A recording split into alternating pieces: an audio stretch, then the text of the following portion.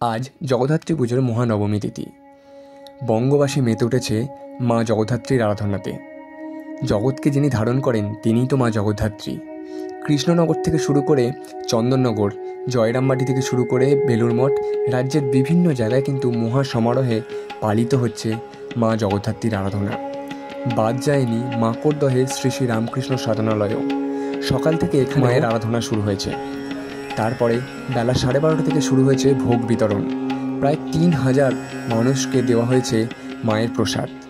আজকের এই ভিডিওতে আমরা তুলে ধরলাম মাকড়দহ শ্রী শ্রী রামকৃষ্ণ সাধনালয়ের জগদ্ধাত্রী আরাধনার কিছু মুহূর্ত।